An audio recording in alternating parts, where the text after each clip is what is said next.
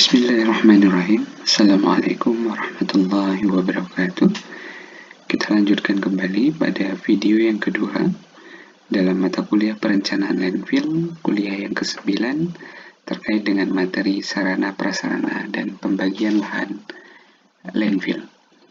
Pada bagian kedua ini kita akan berbicara tentang pembagian lahan. Lahan yang tersedia di area landfill memang tidak seluruhnya akan digunakan untuk menguruk atau menimbun sampah. Area ini tersedia dapat dikelompokkan menjadi dua bagian. Area yang pertama adalah area untuk menunjang operasional penanganan sampah di lokasi. Area yang kedua adalah area yang diperuntukkan untuk kegiatan pengurukan dan penimbunan sampah, atau disebut sebagai area efektif. Jadi ada dua ya. Tidak hanya untuk kepentingan untuk menampung sampah saja, tapi ada juga area untuk mendukung berbagai macam kegiatan dalam operasional penanganan sampah di lokasi tersebut. Di video yang pertama kita sudah membahas tentang berbagai macam sarana prasarana. Nah, salah satunya adalah area yang dipergunakan untuk menempatkan sarana prasarana yang dimaksud pada video yang pertama. Gambar ini secara sederhana menunjukkan adanya berbagai macam area yang dibutuhkan. Misalnya yang berwarna kuning ini adalah area pengurukan. Ini area ditempatkan sampah yang masuk ke dalam area TPA. Memang dari segi persentase luasan, area ini dapat mencapai 70% dari total area yang dimiliki oleh sebuah landfill. Nah, sedangkan yang kotak ini, diarsir kotak-kotak ini adalah area penunjang yang dimaksud untuk menunjang berbagai macam kebutuhan yang dimiliki oleh sebuah landfill. Dan yang berwarna hijau itu adalah buffer zone yang mengelilingi landfill agar tidak mengganggu lingkungan yang ada di sekitar landfill. Lahan efektif ini adalah bagian lahan yang digunakan sebagai lokasi penimbunan sampah. Lahan efektif direncanakan berlokasi paling dekat 30 meter dari tepi batas lokasi. Harapannya dengan angka 30 meter ini tidak mengganggu aktivitas yang ada di luar lokasi dan sudah ditutupi oleh buffer zone. Kemudian lahan efektif direncanakan kurang lebih 70% dari luasan total TPA. Terkait dengan lahan utilitas, jadi dibagi dua, ada lahan efektif dan lahan berbagai macam perlengkapan yang dibutuhkan, sarana prasarana yang lain, kira-kira membutuhkan lahan 30%. Lahan ini dipergunakan untuk sarana prasarana penunjang yang diperlukan dalam pengolahan TPA. Lahan utilitas ini dibagi kembali menjadi lahan utilitas utama dan lahan utilitas penunjang. Nah, ini sudah kita bahas di video yang sebelumnya, berbagai macam kebutuhan sarana prasarana di dalam lokasi pengolahan sampah. Baik itu meliputi jalan, kantor, jembatan timbang, unit pengolahan lindi, drainase yang diharuskan diwajibkan, kemudian jalur hijau yang mengelilingi site pengolahan landfill ya.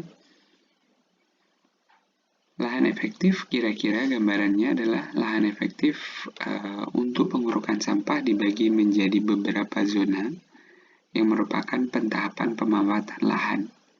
Biasanya dibatasi dengan jalan operasi atau penanda operasional yang lain, seperti tanggul pembatas atau sistem pengumpulan lindi. Jadi ada zona 1, misalnya, yang merupakan bagian dari lahan landfill yang digunakan sesuai dengan jangka waktunya masing-masing. Satu zona misalnya untuk kebutuhan 1-3 tahun atau lebih panjang. Sedangkan zona yang lain belum digunakan untuk menampung sampah, sehingga perlu dibatasi dengan jalan operasional atau tanggul pembatas. Lahan efektif selanjutnya dapat dibagi menjadi sub-sub zona atau blok-blok operasi untuk memudahkan operasional, yang kira-kira ukurannya sekitar 25 meter. Setiap bagian tersebut kemudian Setiap bagian tersebut kemudian dibagi menjadi beberapa strip. Pengurakan sampah harian dilakukan pada strip-strip atau disebut sebagai strip tersebut disebut sebagai sel yang digunakan atau disebut sebagai working phase. Nah, setiap working phase ini biasanya memiliki lebar maksimum 25 meter sesuai dengan lebar masing-masing sub-zona. Blok operasi merupakan bagian dari lahan landfill yang digunakan untuk menimbun sampah selama periode operasional jangka menengah, misalnya 1-2 bulan. Kemudian ada penutupan sementara dari blok operasi, kemudian dilanjutkan ke blok operasi yang lainnya. Luas blok operasi sama dengan luas sel yang dikalikan dengan perbandingan periode operasi, sesuai dengan periodenya masing-masing. Sampah operasionalnya bagaimana? Sampah disebar dan dipadatkan lapis per lapis sampai ketebalan 1 hingga 1,5 meter. Jadi lapis per lapis. Kenapa lapis per lapis? Untuk mendapatkan kriteria pemadatan yang diinginkan. Karena kalau sebagian besar langsung diterapkan tidak lapis per lapis, pemadatannya tidak bisa mencapai kondisi maksimum. Nah, lapis per lapis ini terdiri dari lapisan sampah setebal 0,5 meter, kemudian digilas dengan bisa menggunakan kompakter, bulldozer, atau memang ada kompaktor khusus di sana. Paling tidak 4-6 kali gilasan. Jadi maju mundur kompaktor tersebut agar mendapatkan gilasan yang sempurna. Setiap hari ditutup oleh tanah penutup setebal minimum 20 cm sehingga menjadi sel-sel sampah. Setelah terbentuk 3 lapisan timbunan tersebut kemudian ditutup menggunakan tanah penutup. Jadi mudah-mudahan bisa dipahami ya. Sengaja saya mencoba untuk membuat sangat operasional sekali agar teman-teman memiliki gambaran. Tapi memang harus dibayangkan dengan gambaran karena tidak ada gambarnya. Kemudian dilanjutkan dengan tinggi lapisan setinggi sekitar 5 meter disebut sebagai 1 lift dengan kemiringan talut sel maksimum 1:3. 1:3 artinya kalau kita buat segitiga ya, ke sana 3 ya, kemudian ini 1. Jadi miringnya lebih landai. Karena apa? Karena ini adalah sampah. Jadi sangat mungkin terjadi longsoran akibat tekanan yang berlebihan dari atasnya. Jadi ini adalah mekanisme. Mudah-mudahan sudah bisa membayangkan sampah masuk di lapis per lapis, kemudian digilas, kemudian setiap hari ditutup minimum 20 cm dengan tanah penutup kalau TPA-nya berlabel sanitary landfill. Setelah 3 lapisan sampah, kemudian lapisan penutup, kemudian dipakailah tanah penutup. Dan tinggi lapisan tersebut sekitar 5 meter, itu adalah 1 lift. 1 lift mudah-mudahan masih ingat pada perhitungan kapasitas lahan, kita sudah menghitung 1 lift seperti apa. Ya. Nah, kira-kira gambarannya seperti ini. Ini adalah 1 lift 5 meter. Kalau diurut, ini adalah sel 1A. Ya. Ini 1A. Kemudian ini sel 2A ya, dengan gambaran masing-masing ya, nanti coba dilihat nih.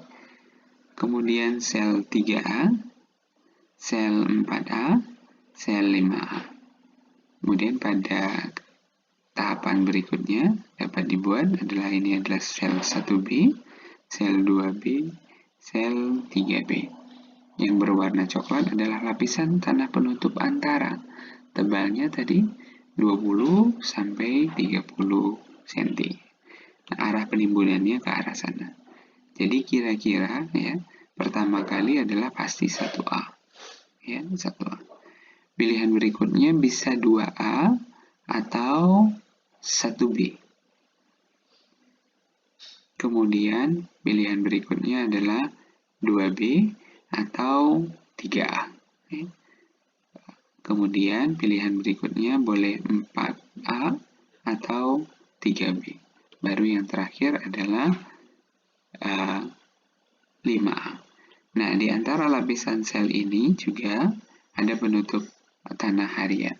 Karena pada saat hari berlangsung baru ada di sel ini saja, sedangkan di sel ini kan belum ada. Jadi perlu ditutup dulu agar sampah tidak berkontak langsung dengan faktor penyakit yang mungkin ada di sana. Sampah disebar dan dipadatkan lapis per lapis sampai ketebalan 4,5 meter. Nah, setengah meternya itu nanti akan dipakai untuk tadi ya, untuk tanah penutup. Nah, ini sebagian besar sudah kita jelaskan tadi. Di atas timbunan sampah dalam bentuk lift tersebut kemudian diuruk dengan sampah baru, membentuk ketinggian seperti yang telah dijelaskan. Jangan lupa untuk memperkuat kestabilan timbunan, batas antar dua lift tersebut dibuat teraseri ya, selebar 3 sampai 5 meter. Lebar sel berkisar antara 1,5 sampai 3 kali lebar blade alat berat agar manuver alat berat dapat lebih efisien. Oh iya, alat berat kan bekerja, kemudian dia akan mundur, berbelok, sehingga dapat optimal untuk bekerja, sehingga perlu diperhitungkan lebar blade-nya tadi.